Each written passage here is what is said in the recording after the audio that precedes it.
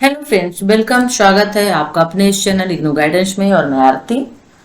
चलिए, आज का जो वीडियो है, इस लेक्चर वीडियो में हम लेते हैं आपका BHDG 173 है, BHDG 173 को ले लेते हैं, रेडियो फीचर लेखन। और इसमें हम देखेंगे, क्योंकि यूनिट ब्लॉक वन में यूनिट फर्स्ट एंड सेकंड जो है हमारी कंप्लीट हो चुकी है।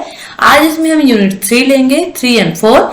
3 यूनिट जो हमारी है वो है आपका संपादकीय पृष्ठ के लिए लेखन। ठीक है, वेरी वेरी इंपॉर्टेंट। इससे क्वेश्चन 100% पूछेगा, क्योंकि यदि आप अखबार के बारे में पढ़ रहे हैं तो आपको संपादकीय के बारे में जानना, संपादक के बारे में जानना बेहद जरूरी होता है कि संपादकीय पृष्ठ क्या होता है। ठीक है, तो चलिए फिर शुरुआत कर देते हैं। उसके पहले आपको क्या करना है पता है, वीडियो को लाइक करना है, शेयर करना है, चैनल को सब्सक्राइब करना है यदि नहीं किया है तो। ठीक है, ओके। चलिए फिर यहाँ पे स्टार्ट कर देते हैं। तो देखिए, संपादकीय पृष्ठ का मतलब क्या होता है। देखिए, जनरली हम लोग जो संपादकीय पृष्ठ है इसको हम लोग अखबार में ही देखने को मिलता है, हमें देखने को सुनने को मिलता है और हम पढ़ते भी हैं अखबार में। ठीक है ना।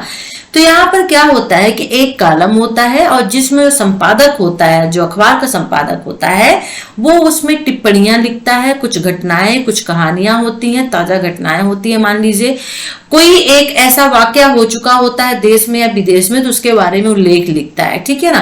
तो एक तरह से नियमित स्तंभ होता है। ठीक है ना।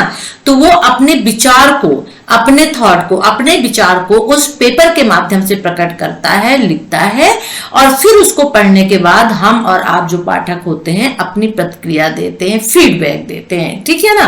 तो ये संपादकीय पृष्ठ कहलाता है। ओके, राइट, जो कि पेपर, न्यूज़पेपर में होता है। चलिए अब आगे देख लेते हैं। अब देखिए, जो संपादकीय पृष्ठ होता है ना, कुछ साप्ताहिक और जो मासिक समाचार होते हैं उनमें संपादकीय पृष्ठ की जगह जो होती है वो निर्धारित नहीं होती है, क्योंकि वो मंथली या फिर वीकली पे निकलते हैं। लेकिन जो डेली न्यूज़पेपर होते हैं, ठीक है ना, राइट, उनका एक जगह फिक्स होता है, एक स्थान फिक्स होता है। ठीक है। और यहाँ पर अखबार के 2 पक्ष होते हैं। ठीक है ना। अखबार के कितने पक्ष होते हैं? 2 पक्ष होते हैं। एक समाचार होता है, दूसरा विचार होता है। यानी अखबार में जो देश दुनिया गांव की समाचारें होते हैं, मोहल्ले वगैरह की, वो वहां पे प्रकाशित होती है। दूसरा उसमें पक्ष और विचार रखे जाते हैं। ठीक है। तो ये जो विचार होता है ना, विचार वाला पक्ष जो है, ठीक है, वही संपादकीय पृष्ठ कहलाता है। ठीक है। तो टेलीविजन और रेडियो चैनल, रेडियो समाचार चैनलों में मुख्य रूप से समाचारों की प्रस्तुति और उनके विश्लेषण पर जोर होता है, तो वहां विचार पक्ष की गुंजाइश अधिक नहीं होती है और बहुत कम, और बातचीत, बहस विशेषज्ञों की राय तक ही सीमित होती है। ठीक है ना। जैसे हम लोग देखते हैं कि रेडियो टेलीविजन में वार्तालाप होती है, 4 लोग को बिठा लिया जाता है, उनकी राय, उनके विचार वहां पे लिए जाते हैं, उनमें बहस होती है, आपस में नोक झोंक होता है। ठीक है ना। तो विचार पक्ष की गुंजाइश रखे जाते हैं, विचार रखे जाते हैं, लोग अपना अपना मत ही तो वो देते हैं ना वहां पर। ठीक है ना। तो विश्लेषण पर वहां पे जोर होता है, एक टॉपिक दे दिया जाता है और उस पर विश्लेषण करने के लिए कह दिया जाता है। ठीक है ना। तो वहां पर जो बातचीत, बहस होती है वो विशेषज्ञों की राय तक ही सीमित होती है और अखबारों में उसकी भरपूर जगह होती है। ठीक है ना। तो ये टेलीविजन, रेडियो के समाचार चैनल और अखबार में संपादकीय के अंतर एक यहाँ पे निकलकर सामने आ जाता है। ठीक है, कि टेलीविजन और रेडियो के समाचार चैनलों में मुख्य रूप से समाचारों की प्रस्तुति और उनके विश्लेषण पर जोर होता है और वहां पर विचार पक्ष की गुंजाइश अधिक नहीं होती है, और अगर होती भी है तो बहुत कम होती है। ठीक है ना। वह बातचीत, बहस, विशेषज्ञों की जो राय होती है उनके माध्यम तक ही सीमित रहती है। अब देख लीजिए, अब क्या होता है, तो संपादकीय पृष्ठ क्या होता है ये हमने देख लिया, इतना क्लियर हो गया ना। ठीक है। अब संपादकीय पृष्ठ का मतलब कि एक निर्धारित स्थान पर संपादक का विचार पक्ष रखा जाता है। संपादक का किसी भी घटना को लेकर के, ठीक है ना, किसी भी ताजा घटना को लेकर के, किसी भी लेख को लेकर के वहां पर संपादक का एक विचार रखा जाता है। संपादक अपना विचार रखता है, वो संपादकीय पृष्ठ कहलाता है। और जहां पे जो पाठक होता है वो क्या करता है, अपनी प्रतिक्रिया वहां पर देता है। ठीक है, ओके।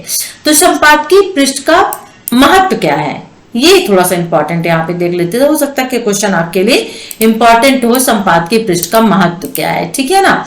तो देखिए, अखबारों में एक बड़ा हिस्सा समाचार का होता है और जो भी समाज में, देश में, राज्य में घटनाएं होती हैं उनकी सूचनाएं उपलब्ध कराने का काम जो होता है वो समाचार पत्रों का होता है। तो मुख्य मकसद इनका क्या होता है, अखबारों का समाचार को उपलब्ध कराना। ठीक है ना।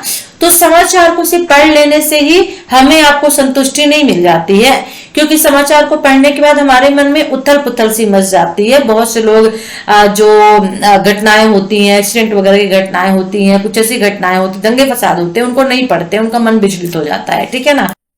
तो यहाँ पर देख सकते हैं कि यहाँ पे उदाहरण दिया है कि दिल्ली उच्च न्यायालय के उस फैसले को याद करें जिसने गैर कानूनी भवन निर्माण के खिलाफ नगर निगम में तोड़फोड़ अभियान चलाना पड़ा। तो उच्च न्यायालय के उस फैसले पर दोनों तरह की प्रतिक्रिया देखी गई। तो कुछ लोगों की प्रतिक्रिया अच्छी होती है, कुछ लोगों की बुरी होती है। कुछ लोग उस समाचार अखबार को एक्सेप्ट कर लेते हैं, अपने दिल में बिठा लेते हैं, कुछ लोग उसके खिलाफ बोलते हैं, यही प्रतिक्रिया होती है, ठीक है ना। तो कुछ लोगों को फैसले से लेकर नाराजगी दिखी, तो कुछ लोग इसकी प्रशंसा भी कर रहे थे। तो इसमें हमारी क्या प्रतिक्रिया होती है ये इंपॉर्टेंट होता है। तो हमारी प्रतिक्रिया या तो उसके खिलाफ होगी या उसके साथ में होगी, ठीक है ना। तो जब हम अखबार पढ़ते हैं तो निश्चित रूप से हमारे भीतर विचारों का एक सिलसिला शुरू होता है और वहां पे घटनाएं होते हैं, फैसले होते हैं, ठीक है, जो हम डेली पढ़ते हैं और जिन्हें पढ़ने के बाद हम एक प्रतिक्रिया देने के लिए, फीडबैक देने के लिए उत्सुक होते हैं, खुश होते हैं, ठीक है ना। अब चाहे वो घटना जो हमने पढ़ी, जो हमने न्यूज पढ़ा, चाहे वो सरकार बदलने की घटना हमने कहीं पढ़ी हो, चाहे भूकंप की हो, ट्रेन दुर्घटना की खबर हो, चाहे या फिर यातायात से जुड़ी हो, पानी बिजली की समस्या से हो, मोहल्ले की हो, सफाई से हो, नगर निगम कर्मचारी की हो, यानी बहुत सारे ऐसे सब्जेक्ट होते हैं जो समाचारों में हम लोग रोज पढ़ते हैं और हमारे सामने वो आते हैं, ठीक है ना। तो इस तरह के सरकार के फैसले, इनमें रसोई गैस, पेट्रोल आदि की कीमतें बढ़ाने का फैसला हो या रेलों में विद्यार्थियों के लिए टिकट की दरों को कम करने का फैसला हो, ये सब आपके हमारे यानी हमारे मन में विचार आते हैं और कई बार हम उन विचारों को लिखकर संतुष्ट होते हैं और कई बार उनसे मिलते जुलते विचारों को पढ़कर। तो कई बार हम जनरली देखें ना, संपादकीय में क्या होता है कि एक पेपर में एक कॉलम होता है, एक पेज होता है, आप देखिएगा पेपर में उठा के, मैंने कहा था पिछली वीडियो में कि जरूर देखिएगा उसमें क्या क्या कॉलम आते हैं। तो उसमें एक पाठकों के लिए भी होता है कि कोई भी चीज पढ़ने के बाद आप उसका रिएक्शन, उसकी प्रतिक्रिया, फीडबैक भेज सकते हैं, ठीक है ना। एड्रेस होता है वहां पर, तो आप वहां पे भेज सकते हैं। वहां पे प्रतिक्रियाएं छपती भी हैं, कभी कभी उसमें क्वेश्चन भी पूछा जाता है कि क्या आप इस बात से सहमत है या नहीं होते, तो लोग वहां पे अपने फीडबैक, प्रतिक्रिया देते हैं, ठीक है ना। ओके, तो ऐसे लोगों की होती है तादाद जो अखबारों में छपे लेखों या संपादकीय टिप्पणियों को पढ़कर अपने विचारों की पुष्टि का अनुभव करते हैं, ठीक है ना। तो अखबारों के संपादकीय पृष्ठ पर हर दिन महत्वपूर्ण घटनाओं या फैसलों पर संपादक की टिप्पणियां होती हैं और इसके अलावा छोटे बड़े कुछ लेख होते हैं और पाठकों के पत्र होते हैं जिनके जरिए विभिन्न समस्याओं पर विचार प्रकट किए जाते हैं, ठीक है ना। और जो समाचार होते हैं उनमें सूचनाएं दी जाती हैं, किसी फैसले, किसी घटना की विस्तार से जानकारी दी जाती है, ठीक है ना। तो जो संवाददाता होता है वो अपने विचार के माध्यम से विचार रखने की गुंजाइश कम होती है वहां पर, यानी संवाददाता विचार तो रख सकता है, किसी भी समस्या पर वो विचार रख सकता है, किसी घटना पर विचार रख सकता है, समस्याएं होती हैं उन पे अपने विचार तो प्रकट करते हैं, ठीक है ना। और समाचार पत्र में जनरली क्या होती है, सूचनाएं दी जाती है, किसी घटना या फैसले जो होते हैं उनकी विस्तार से वहां पे जानकारी दी जाती है। तो जो फैसले या घटनाएं होती हैं जो खासतौर पर सरकार वगैरह के माध्यम से दिए जाते हैं, उन पर संवाददाता की जो विचार की गुंजाइश होती है वहां पे थोड़ी सी कम हो जाती है, ठीक है ना।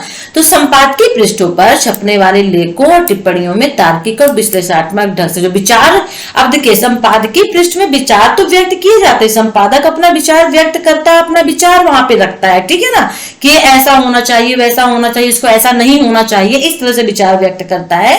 लेकिन जो विचार व्यक्त करता है उसका तरीका क्या होता है, लेखों और टिप्पणियों में तार्किक और विश्लेषणात्मक, यानी विचार जो है तार्किक और विश्लेषणात्मक शैली, ढंग का मतलब शैली होता है, लिखने की ढंग, लिखने का कला, तो लिखने की जो शैली होती है वो कैसी होती है। यदि क्वेश्चन आता है कि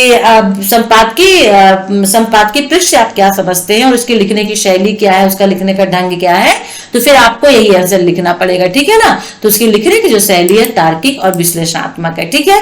तो इसलिए उसमें पाठक और शासन सत्ता में जिम्मेदार पदों पर बैठे लोगों को भी एक दिशा मिल जाती है कि हमने कैसे, मतलब पाठक जो पढ़ता है वो समझता है इस चीज को, लेकिन जो शासन में लोग होते हैं, जो सरकार चला रहे होते हैं, जब वो उस चीज को पढ़ते हैं तो उनको भी समझ में आता है कि उन्होंने आखिर क्या किया है, ठीक है ना। तो वो करना चाहिए था या नहीं करना चाहिए था, या अब आगे उसको बदला जा सकता है, नहीं बदला जा सकता है, तो एक आइडिया उनको भी मिल जाता है, ठीक है।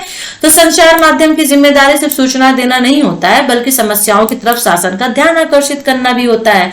भाई संचार माध्यम में क्या आता है, संचार माध्यम में न्यूज़पेपर भी आता है, अखबार भी आता है। तो अखबार की जिम्मेदारी सिर्फ समस्याओं को सामने लेकर आना नहीं होता है, बल्कि समस्याओं जो शासन होते हैं और जिनकी वजह से समस्याएं होती हैं उनको उन तक खींच के ले जाना भी होता है, ठीक है ना, और उनमें जागरूकता पैदा करना होता है। तो इसीलिए संपादकीय पृष्ठ की टिप्पणियां ज्यादा महत्वपूर्ण मानी जाती है, वेरी इंपॉर्टेंट। यदि पूछता है कि संपादकीय पृष्ठ क्यों महत्वपूर्ण है, ठीक है ना, इसलिए संपादकीय पृष्ठ की जो टिप्पणियां लिखी जाती है, जो विचार व्यक्त किए जाते हैं संपादकीय पृष्ठ में, महत्वपूर्ण हो जाते हैं। और कई बार संपादकीय टिप्पणियों के असर से अदालतों को उन समस्याओं का संज्ञान लेते और सरकार से जवाब तलब करते देखा गया है, और सरकार को अपने फैसलों पर पुनर्विचार करने के लिए मजबूर भी होना पड़ता है। ज्यादातर आप यहाँ पे पर्यावरण प्रदूषण का भी एक एग्जाम्पल दे सकते हैं, जो ये समस्या पूरे देश में बनी हुई है और इसका मुद्दा जो है अखबारों के द्वारा उठाया गया है, ठीक है ना। तो भ्रष्टाचार, सार्वजनिक वित्त प्रणाली में बरती जाने वाली अनियमितताएं जो होती हैं, ग्रामीण रोजगार योजना की स्थिति जो भूमिका होती है ना, खराब सड़क होती है, बिजली की प्रॉब्लम होती है, पानी नहीं पहुंच पाता है, इससे जुड़ी जितनी भी समस्याएं होती हैं वो सब जो होते संपादकीय के माध्यम से, अखबार के माध्यम से उठाई जाती हैं और सरकार तक पहुंचाई जाती हैं और सरकार को उन पर विचार करने के लिए मजबूर किया जाता है। तो ये आपका है क्या संपादकीय पृष्ठ का महत्व, और ये वेरी वेरी इंपॉर्टेंट है, मैं अभी से आपको बता देती हूँ, ठीक है ना। चलिए संपादकीय पृष्ठ का हमने महत्व देख लिया, संपादकीय पृष्ठ की प्रकृति हम नहीं देखेंगे, ठीक है ना, ओके। 7 हिस्सों में बांटा जाता है, आप देख लीजिए इसे, ठीक है ना। मतलब संपादकीय पृष्ठ को मोटे तौर पर 7 हिस्सों में बांटते हैं। पहला संपादकीय पृष्ठ का अग्रलेख होता है, फिर संपादकीय पृष्ठ का लेख जो लिखा जाता है, फिर एक नियमित स्तंभ होता है, उसी के अंतर्गत छपता है, इसमें साक्षात्कार होता है, पुस्तक समीक्षा, प्रतिक्रियाएं होती है, समाचार विश्लेषण, पाठकों की प्रतिक्रियाएं। अब एक एक करके यहाँ पे समझाया गया है, तो इसे आप देख लीजिएगा, मुझे इतना इंपॉर्टेंट नहीं लगता है, इसमें जो इंपॉर्टेंट होगा वो मैं आपको पढ़ाते हुए चलूंगी, ठीक है ना, ओके। लेख में क्या होगा, जो भी हम ऊपर आपको बता के आए हैं, लेख में जनरली क्या होता है, सरकार से संबंधित चीजें लेख में लिखी जाती हैं, ठीक है ना। वो राजनीतिक भी हो सकता है लेख, आर्थिक भी हो सकता है, सामाजिक, सांस्कृतिक, अंतरराष्ट्रीय, पर्यावरण, शिक्षा, किसी भी घटना से जुड़ा लेख हो सकता है। और जो अभी हम आपको ऊपर पढ़ा के आए हैं, किससे, पंचायत से संबंधित, बिजली से संबंधित, सड़क से संबंधित, रोजगार से संबंधित जो मुद्दे उठाए जाते हैं, ठीक है ना, ये सभी चीजें इसके अंतर्गत आपको लिख देनी है, ठीक है ना। तो इनमें एक बड़ा लेख होता है जिसे मुख्य लेख भी कहा जाता है, और विशेष तौर पर जब विषय का महत्व पाठक की सुविधाओं पर, जब जगह निर्धारित करते हैं इसमें, ठीक है ना, किसका, जगह निर्धारित करते वक्त विषय के महत्व और पाठक की सुविधाओं का भी यहाँ पे ध्यान किया जाता है। तो वेरी इंपॉर्टेंट हो सकता है इसमें आपका संपादकीय पृष्ठ के लेख। तो लेख वही होते हैं जो आपको हम ऊपर टॉपिक बता चुके हैं, उन्हीं को आप यहाँ पर क्या कर सकते हैं, लिख सकते हैं। संपादकीय विभाग के लेख स्वयं लिखते हैं या बाहर के संबंधित विषय से विशेषज्ञ से लिखवाते हैं। तो संपादकीय विभाग जो होता है, ठीक है ना, वह स्वयं लेख लिखते हैं या बाहर कोई विशेषज्ञ होता है। जैसे मान लीजिए पर्यावरण के बारे में लेख लिखना है तो एक पर्यावरण का विशेषज्ञ हो गया, उससे लेख लिखवा लिया गया और छाप दिया गया, ठीक है, ओके, राइट, ये हो जाता है। और डाक से भी रोज ऐसे लेख आते हैं जिनमें से संपादकीय विभाग के लोग विषय के महत्व और अखबार की वैचारिक दिशा का ध्यान रखते हुए चुनाव कर लेते हैं। तो लोग जनरली अपने लेख भेजते भी हैं, अगर उनको संपादक को पसंद आ जाता है तो अपने अखबार में, संपादकीय में, पृष्ठ में उसको छाप देते हैं, ठीक है, ओके। तो लेख के सब्जेक्ट कौन कौन से हो सकते हैं, किन में लिखा जा सकता है, तो राजनीतिक, आर्थिक, सामाजिक, सांस्कृतिक, अंतरराष्ट्रीय, वैज्ञानिक, पर्यावरण, शिक्षा, अन्य क्षेत्र पे जो घटना पर भी लेख लिखा जा सकता है, ठीक है। तो इसको आप एक्सप्लेन करके लिख दीजिए, ठीक है, राइट। चलिए अब आगे यहाँ पे देख लेते हैं थोड़ा सा। ये वो तो बड़ा लेख हो गया, लेकिन यहाँ पर ये भी है कि इसमें इसके अलावा एक छोटा लेख भी लिखा जाता है जिसकी प्रकृति गंभीर लेखों से भिन्न होती है, ठीक है ना। यानी कुछ व्यंग्यात्मक लेख भी लिखे जाते हैं और कुछ लोगों के अनुभव प्रकाशित करते हैं, कुछ किसी समस्या को केंद्र में रखकर भी यहाँ पर ललित शैली की रचना की जाती है, यानी लेख लिखे जाते हैं। जैसे कि जनसत्ता का दुनिया मेरे आगे, नवभारत टाइम्स का कांटे की बात, राष्ट्रीय सहारा का कटाक्ष, हिंदुस्तान का नक्कार खाना, इसी तरह के कालम है जहां पर ये लेख व्यंग्य के रूप में लिखे जाते हैं, यानी सही बात को व्यंग्य के रूप में दिखाया जाता है, ठीक है ना। तो टिप्पणियों में भी किसी न किसी घटना समाचार को आधार बनाते हुए बात को आगे बढ़ाया जाता है। और जो लेख होते हैं, लेख का जो लिखे जाते हैं, इसको प्रकाशित किए जाते हैं, तो इनके पीछे एक मकसद होता है। और मकसद क्या होता है कि सहज तरीके से व्यंग्य के भाव से मुद्दों को प्रभावी ढंग से उजागर करना, लोगों के सामने रखना। और ऐसे लेखों का पाठकों पर गहरा प्रभाव यानी असर पड़ता है और रुचि के साथ उसे वो पढ़ते भी हैं। और इसमें लेखों की एक अलग श्रेणी बनती है, ठीक है, राइट। तो ये हो गया आपका संपादकीय लेख क्या कहलाता है, ठीक है ना। चलिए, नियमित स्तंभ क्या है। देखिए, नियमित स्तंभ थोड़ा सा एक नजर देख लेते हैं, इंपॉर्टेंट हो सकता है कि कुछ अखबारों में संपादकीय पृष्ठ पर अलग अलग दिन अलग अलग विशेषज्ञों के लेखों के लिए स्थान निर्धारित होते हैं। जैसे 1 वीक में 7 डेज होते हैं। 7 डेज में हर एक डे जो होता है अलग अलग उसके लेख के लिए बांट दिया जाता है। आज आर्थिक आएगा तो कल पर्यावरण से आएगा, परसों सामाजिक आएगा तो नरसों राजनीतिक आएगा। इस तरह के लेख जो होते हैं बांट दिए जाते हैं। तो और उसको क्यों, अब भाई आर्थिक के बारे में यदि लेख छपेगा तो आर्थिक संवाददाता वहां पे होगा, इकोनॉमिकल विशेषज्ञ होगा। अब मान लीजिए पर्यावरण संबंधित वहां पे लेख छपेगा जिस दिन, तो उस दिन पर्यावरण का विशेषज्ञ वहां पे होगा।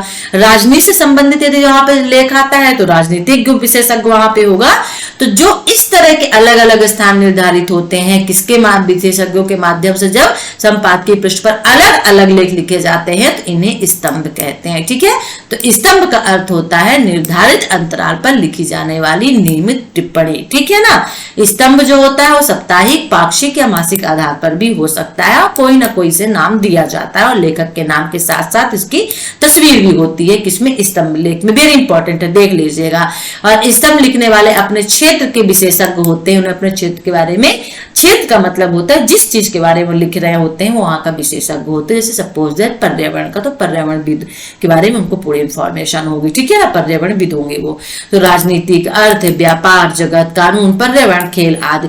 तो कुछ स्तंभों में ऐसी बाध्यता नहीं होती है कि लेखक सिर्फ अपने क्षेत्र विशेष की समस्याओं पर टिप्पणी करे, वे कई बार अपने क्षेत्र से अलग हटकर दूसरे क्षेत्रों से जुड़े मुद्दों पर भी टिप्पणी कर देते हैं, और वे कई बार अपने अनुभव भी लिखते हैं। इसलिए स्तंभों की प्रकृति संपादकीय पृष्ठ पर अपने छपने वाले गंभीर लेखों से थोड़ी अलग हो जाती है, ठीक है ना, राइट। और जो भाषा होती है वो रोचकता को लिए हुए होती है, और भाषा का प्रभाव ज्यादा निखर कर आता है।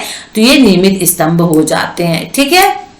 और जिन अखबारों में एक से अधिक संपादकीय पृष्ठ होते हैं ना, उनमें नियमित स्तंभ देने की गुंजाइश अधिक रहती है, और जिनमें सिर्फ एक पृष्ठ होता है उनमें अमूमन रविवार के दिन स्तंभ दिए जाते हैं। और एक सुविधा यह भी होती है कि ज्यादातर अखबारों में रविवार के दिन संपादकीय टिप्पणियां नहीं होती है। बिल्कुल सही है, उस दिन देखिए ना, रविवार के दिन वैवाहिक से संबंधित चीजें आती हैं, उस दिन उसके फिल्मों संबंधित चीजें ज्यादा दी जाती हैं, एक अलग से ही पेपर छाप दिया जाता है, तो ये सभी चीजें होती हैं। इसलिए उस दिन पूरे पृष्ठ पर स्तंभों के लिए जगह नहीं मिल पाती है। कुछ अखबार रविवार के दिन संपादकीय पृष्ठ के सामने वाले पृष्ठ को भी स्तंभों के लिए रखते हैं, और कुछ अखबार में हर दिन कोई ना कोई स्तंभ होता है, और कुछ में कुछ खास दिनों में होता है। ये सबके अपने अपने से जनसत्ता में सिर्फ रविवार के दिन स्तंभ छपता है। तो ये देख लीजिएगा, ठीक है ना। जैसे ये दैनिक भास्कर में रोज किसी न किसी व्यक्ति का स्तंभ होता है। जिन अखबारों में सप्ताह के ज्यादातर दिनों में स्तंभ दिए जाते हैं, उनमें से मुख्य लेख की पूर्ति करते हैं। तो नियमित स्तंभ क्या होता है, इसे देख लीजिएगा, ये वेरी इंपॉर्टेंट आपके लिए हो सकता है, ठीक है ना। Okay, right. चलिए अब आगे हम देख लेते हैं इसमें आपके लिए इंपॉर्टेंट क्या हो सकता है। चलिए, नियमित स्तंभ का अर्थ क्या होता है, नियमित स्तंभ के निर्धारण में किन किन बातों का ध्यान रखा जाता है, तो ये भी हम इसके अंतर्गत देख लिए हैं, ठीक है। ओके, चलिए अब जैसे यहाँ पे किन किन बातों का ध्यान रखा जाता है, ठीक है ना। तो देखिए, पहली बात क्या हो जाती है कि नियमित स्तंभों में विविधता जरूरी है। तो आप पहले लिख दीजिए, एक तो विशेषताएं पूछ लेगा तो, या फिर नियमित स्तंभ में किन किन बातों का ध्यान रखा जाता है, ठीक है ना, या किस तरह से लिखा जाता है। तो पहला है कि स्तंभों में विविधता जरूरी होती है, ठीक है ना। और आगे देख लेते हैं कि दूसरा देख लेते हैं कि अलग अलग स्तंभों में नए नए विषयों पर लेख लिखे जाते हैं। दूसरा क्या हो जाएगा कि जो स्तंभ लिखे जाते हैं, अलग अलग जो स्तंभ लिखे जाते हैं, उनमें नए नए विषयों पर लेख लिखे जाते हैं, ठीक है ना। ओके, अब तीसरा देख लेते हैं कि धारावाहिक की तरह विशेषज्ञ जो होते हैं उसे धारावाहिक की तरह उसे नहीं लिखते हैं, बल्कि उसे एक विषय की तरह लिखते हैं जो महीनों खंडों तक आगे उस बात को बढ़ाते रहते हैं, ठीक है ना। और चौथा लिख लेते हैं कि जब स्तंभ एक मुद्दा पूरा हो जाए तो इस बात का ध्यान रखना जरूरी होता है, ठीक है ना। आगे बात को बढ़ाते रहते हैं और एक स्तंभ का मुद्दा पूरा हो जाता है तो इस बात का भी ध्यान रखना जरूरी होता है, वहां पे स्टॉप कर दिया जाए, ठीक है। साहित्यिक पत्रकार के स्तंभकार ऐसी छूट जरूर ले सकते हैं, मगर अखबार चूंकि नित्य नूतन घटनाएं प्रकाशित करने का माध्यम होता है, सूचना माध्यम है, तो उसके पाठक चाहते हैं कि उसे हर बार नई चीज मिले और किसी नई समस्या और मुद्दे पर जानकारी मिले, तो इसलिए स्तंभ को बार बार रिपीट नहीं किया जाता है, हर बार उसमें लेख जो होते हैं स्तंभ में नए छपते हैं, ठीक है, राइट, ओके। चलिए अब आगे देख लेते हैं। साक्षात्कार हम नहीं देखेंगे, ठीक है, ओके।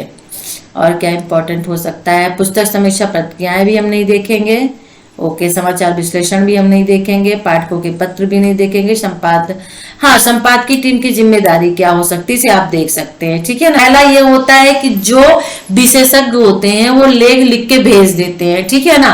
अब जैसा वो लेख लिख के भेजते हैं वैसा ही लेख नहीं छपता है, बल्कि क्या होता है उसमें तथ्यों को, भाषा को बारीकी से जांचा परखा जाता है। जो संपादक की टीम होती है, जो लेख विशेषज्ञ के द्वारा लिख के भेजा जाता है, उनमें काट छाट की जाती है, उनकी जांच पड़ताल की जाती है भाषा की, ठीक है ना।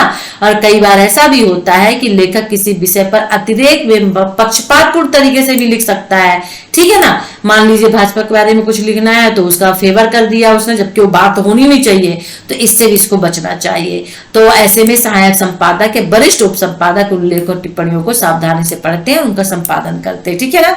अगर किसी आंकड़े पर उन्हें संदेह होता है तो उसकी वो जांच भी करते हैं, ठीक है ना। ये पहला हो गया, संपादक की टीम की जिम्मेदारी भाषा को बारीकी से जांचना परखना लेख को।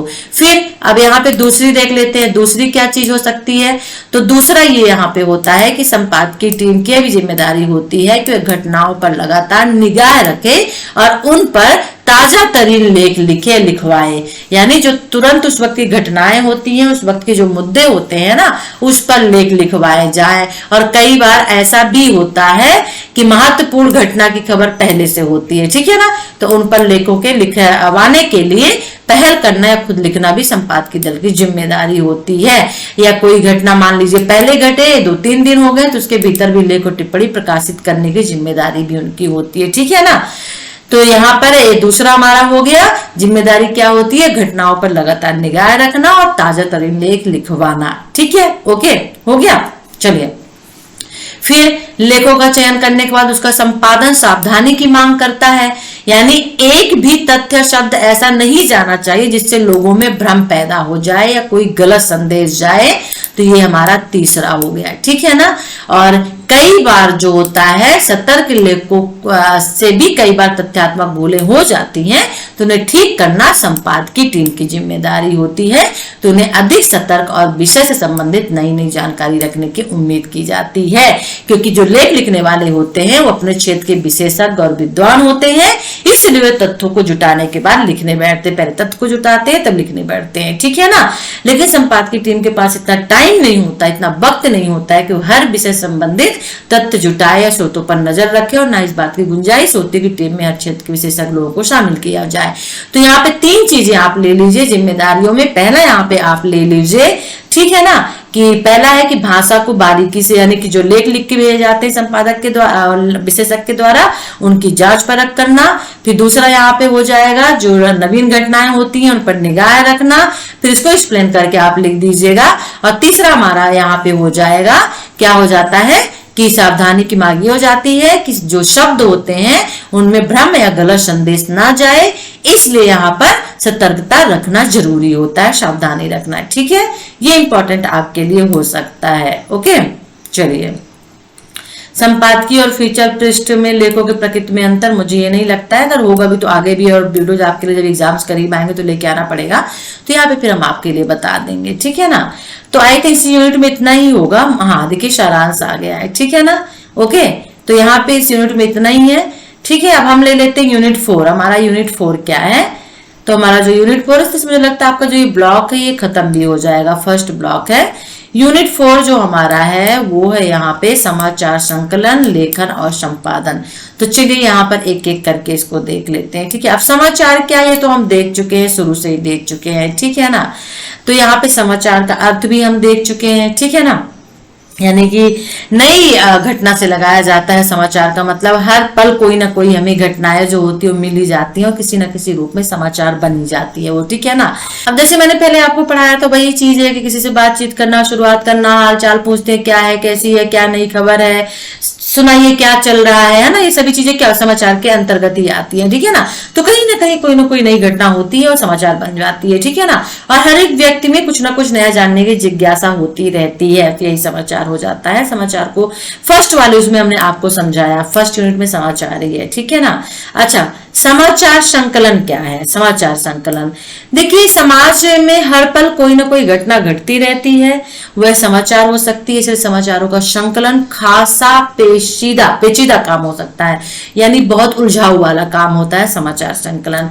और संचार माध्यम की भी कोशिश होती है कि वह महत्वपूर्ण घटना पर नजर रखे। जो महत्वपूर्ण घटनाएं होती हैं, ताजा घटनाएं होती हैं, उनको समाचार बनाया जाता है और उनकी कोशिश होती है कि कोई ऐसी घटना छूटने ना पाए। ठीक है, या उसे पिछड़ा हुआ मान लिया जाता है। और आज जिस तरह संचार माध्यमों में, खासकर इलेक्ट्रॉनिक माध्यमों में, खबरों के माध्यम से ज्यादा लोगों तक एक तरह से समाचार को पहुंचाने की होड़ लग गई है। एक टीवी चैनल को देखिए, अखबार को देखिए, ठीक है ना, वो क्या करते हैं, खबरों को पहुंचाते हैं, तो उनमें समाचार संकलन को लेकर सतर्कता बढ़ जाती है। तो टीवी के समाचार चैनलों के विज्ञापनों में सबसे तेज, नंबर 1, सबसे आगे ऐसे जुमले यही बताने के लिए इस्तेमाल होते हैं। आज तक नंबर 1, है ना, यही चलता है ना, आज तक सबसे तेज, ये क्या है, यही समाचार संघ। तो क्या किसी भी संचार माध्यम के लिए संभव है कि वह हर गांव, तहसील, जिला स्तर तक अपने संवाददाता भेजे और समाचार का संकलन इकट्ठा करना, समाचार का इकट्ठा करना? ठीक है ना, कैसे इकट्ठा कर सकते हैं? वो नहीं कर सकते, हर एक जगह नहीं भेज सकते हैं। ठीक है, एक जिले में भेज सकते हैं, लेकिन उस जिले के गांव में, तहसील में, सब जगह नहीं भेज सकते हैं। ठीक है ना, ओके। तो क्या हर माध्यम के लिए संभव है कि वह केंद्र और राज्य, सभी राज्यों के हर मंत्रालय और विभाग तक अपने संवाददाता को भेज सके? मुश्किल है। तो दुनिया के तमाम देशों में कुछ ना कुछ घटनाएं घटती रहती हैं जो लोगों की रुचि का विषय हो सकती है, और विभिन्न जो देश होते हैं उनकी सरकारों में राष्ट्रीय अंतरराष्ट्रीय मसलों पर फैसले करती हैं, तो वो भी समाचार बन जाते हैं। ठीक है ना, ओके, राइट। तो ये क्या है, समाचार संकलन होता है, किस तरह से समाचार को इकट्ठा किया जाए। ठीक है ना, तो कोई संचार माध्यम समाचारों के लिए सिर्फ अपने नियमित संवाददाता पर निर्भर नहीं रह सकता। कई स्थानों पर उन्हें अंशकालिक संवाददाता यानी स्ट्रिंगर रखने होते हैं।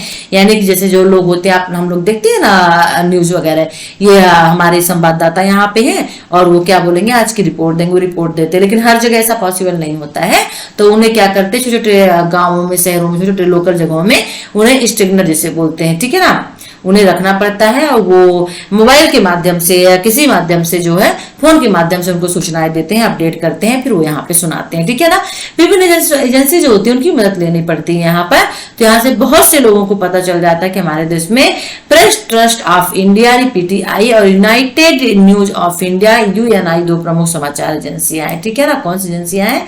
PTI यानी press trust of India, PTI के खबर के हवाले से न्यूज आती है ना, कि PTI के हवाले से, एक है UNI। ठीक है, 2 समाचार एजेंसियां जो विभिन्न पत्र पत्रिकाओं और टेलीविजन चैनलों को हिंदी और अंग्रेजी में समाचार उपलब्ध कराती हैं। और इस तरह से एसोसिएटेड प्रेस यानी AP और एजेंस फ्रांस प्रेस यानी AFP, राइटर जैसी अनेक विदेशी समाचार एजेंसियां जो विभिन्न संचार माध्यमों की खबरें बेचती हैं। ठीक है ना, तो ये क्या हो गया, हालांकि इंपॉर्टेंट नहीं है, लेकिन मैंने बता दिया समाचार संकलन यदि आता है तो आप संवाददाता को, मुझे नहीं लगता कि बताने की जरूरत है। ठीक है ना, हर एक अखबार, पत्रिका, टीवी चैनल, न्यूज जो भी आप देखते हैं, सभी जितने भी चैनल्स होते हैं उनके विभिन्न क्षेत्रों में हर एक क्षेत्र के लिए एक अलग अलग संवाददाता होता है, और संवाददाता की नियुक्ति करते हैं। ठीक है ना, और जितनी भी समाचार एजेंसियां होती हैं संवाददाताओं पर क्या करती है, डिपेंड होती है, निर्भर होती हैं। और हर एक संवाददाता का क्षेत्र यानी बीट यानी क्षेत्र इसको बोलते हैं, बटा हुआ होता है। तो कोई संवाददाता राजनीति से संबंधित चीजें देखता है, कोई शिक्षा का, कोई पर्यावरण का, कोई सामाजिक मुद्दे पर जो जिसमें ज्यादा पारंगत होगा वो वही क्षेत्र जो है चुन लेता है, ठीक है, कोई अर्थव्यवस्था का। अलग अलग संवाददाताओं के अलग अलग क्षेत्र बटे होते हैं, ठीक है ना। तो जो मैंने कहा ना, जो जिसमें राजनीतिकता उन्हें हासिल होती है तो राजनीति में हो गया, शिक्षा के मामले में ज्यादा जानकारी शिक्षा संबंधित हो गया, खेल के मामले में तो खेल से संबंधित हो जाता है, ठीक है ना। तो यहाँ पर विभिन्न विभागों से जुड़े अलग अलग मसलों को देखने के लिए अलग अलग संवाददाता होते हैं। कोई राज्यसभा की कार्रवाई देखता है तो कोई लोकसभा की कार्रवाई को देखता है, वहां से प्रस्तुत करता है, ठीक है ना। तो ये संवाददाता होते हैं, ठीक है, ओके। अब यहाँ पे देख लेते हैं, अब यहाँ पे ये भी देख लेते हैं कि हमारे देश के राजनीतिक दलों की संख्या बहुत बड़ी है और सरकारी विभाग भी 100 से ऊपर है, बहुत ज्यादा है। तो ऐसे में हर विभाग और पार्टी के लिए अलग अलग संवाददाता रखने का अर्थ है कि सिर्फ केंद्र सरकार के फैसलों की खबर जुटाने के लिए 100 से ऊपर संवाददाता रखने होंगे।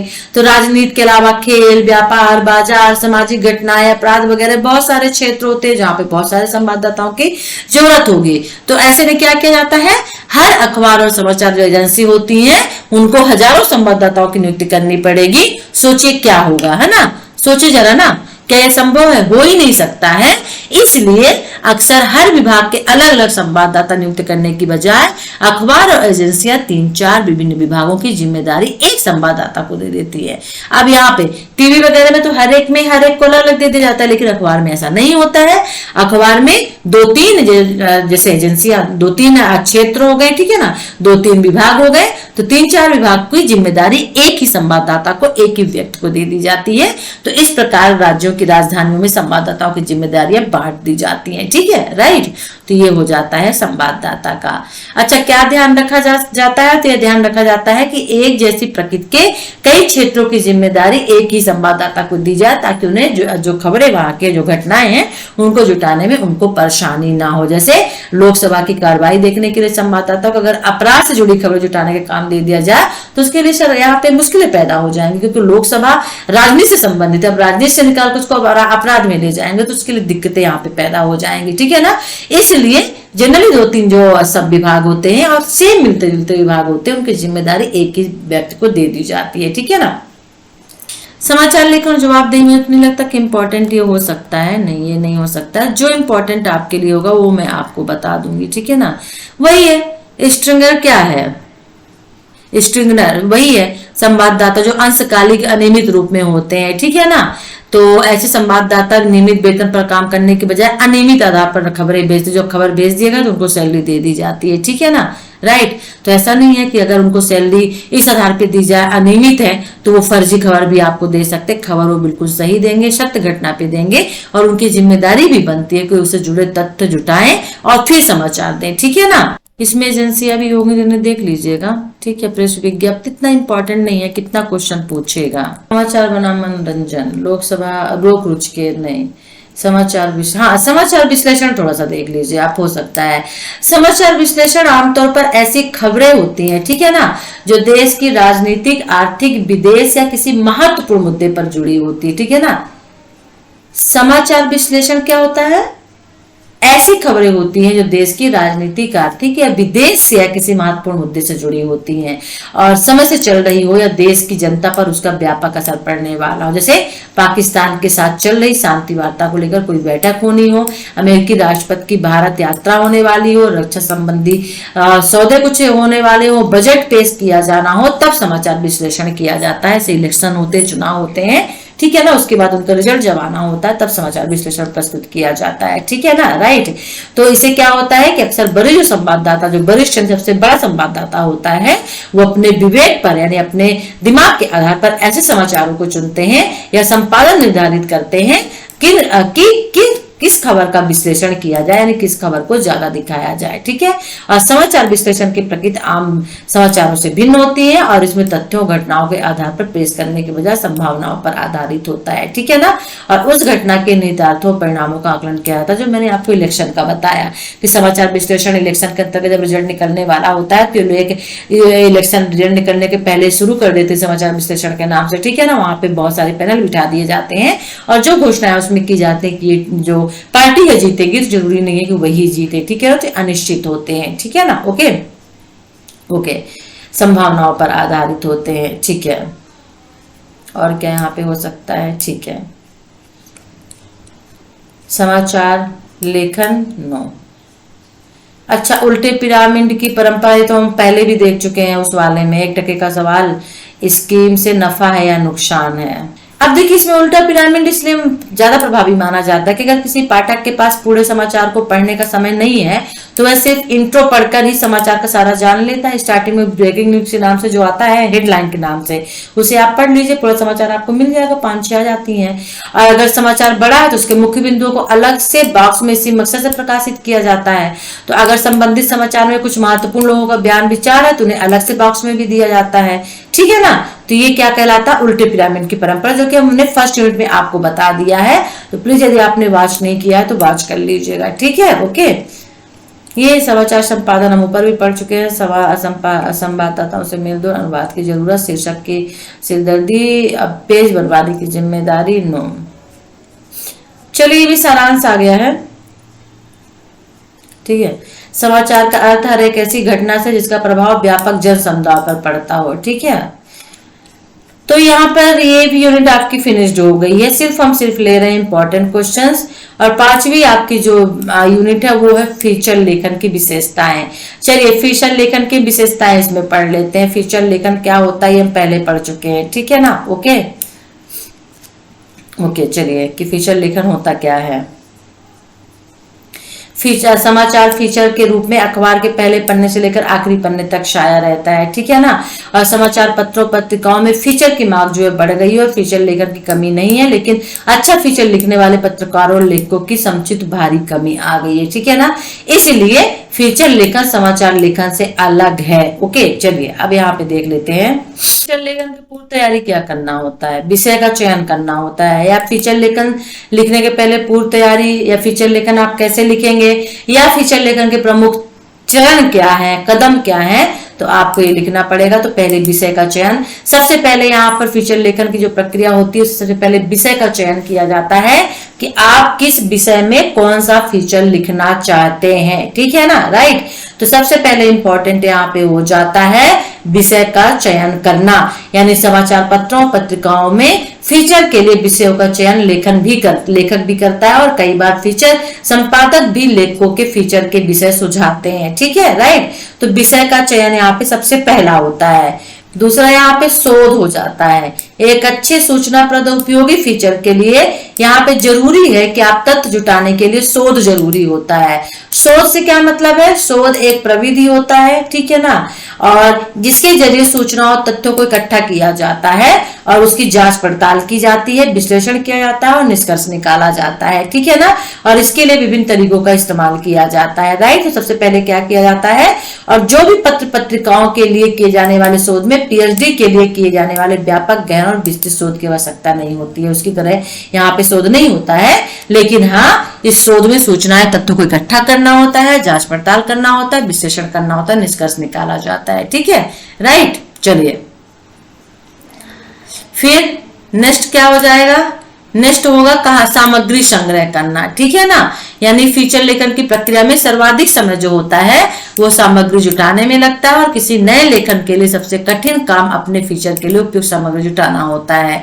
तो एक तो उसे पता नहीं होता है कि संबंधित विषय पर सामग्री कहाँ मिलेगी, और जब सामग्री का स्रोत पता चल जाए तो वह वहां से प्रासंगिक सामग्री कैसे छांटी जाए, किस तरह से उसको अलग किया जाए, वो उसके समझ में नहीं आता है, ठीक है ना। तो सामग्री संग्रह भी होता है, इसके चरण में आता है, फिर साक्षात्कार और यात्रा हो जाता है इसके अंतर्गत। तो देख लीजिएगा, हो सकता है कि ये आपके लिए इंपॉर्टेंट हो जाए, ठीक है, ओके।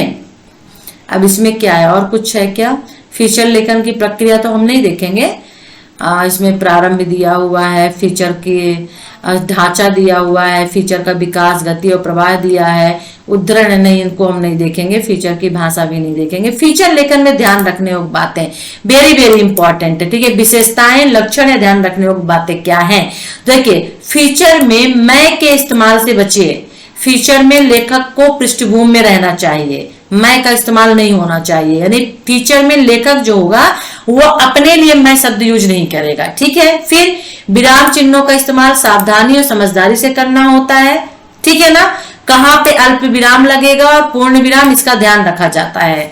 फिर समाचार पत्र या पत्रिका की शैली, पुस्तिका अगर कोई है तो उसके निर्देशों का पालन, यानी कोई शैली है, लिखने का ढंग है तो लिखने के ढंग का पालन होगा। और एक बार लिखने के बाद पूरा फीचर दोबारा पढ़ना चाहिए। जो उसके शब्द हैं, भाषा है, बर्तनी है, अशुद्धियां हैं, उनको दूर करना चाहिए और फालतू के शब्द निकाल देने चाहिए। ठीक है, फिर यह भी देखना चाहिए कि फीचर में सभी महत्वपूर्ण बातें आ गई हैं क्या जो हम लिखना चाहते थे, कहीं कुछ छूट तो नहीं गया, कुछ रह तो नहीं गया है, यानी संशोधन करना। फिर यह भी सुनिश्चित करना है कि फीचर संपादक के ब्रीफ के अनुसार ही हो और उसे छपने की संभावना कम हो जाती है। यदि ब्रीफ के अनुसार संपादक के हिसाब से नहीं होगा तो फिर वो फीचर नहीं छपेगा। ठीक है, और लास्ट में फीचर को दिलचस्प और प्रभावी बनाने के लिए एक दो जीवन की झांकी जो होती है उसको भी डाली जाती है यहाँ पे। तो जीवन की झांकी से मतलब फीचर के मुख्य पात्र के जीवन की किसी यादगार घटना से होता है जो उस पर गहरा प्रभाव डालता है। ठीक है ना, राइट। तो ये फीचर की विशेषताएं, लक्षण हो गई। फीचर में ध्यान रखने योग्य बातें क्या होती हैं, और ये आ गया यहाँ पे सारांश। तो ये जो ब्लॉक 1 है ये आपका फिनिश्ड हो गया है। नेक्स्ट वीडियो में हम लेंगे ब्लॉक 2। तो वीडियो को लाइक करिए, शेयर करिए, चैनल को सब्सक्राइब कर लीजिए नहीं किया है तो, और वीडियो अच्छा लगे तो कमेंट्स जरूर कर दीजिएगा। ठीक है, चलिए फिर नेक्स्ट वीडियो के साथ हम आपसे फिर मिलेंगे। तब तक के लिए टेक केयर, बाय।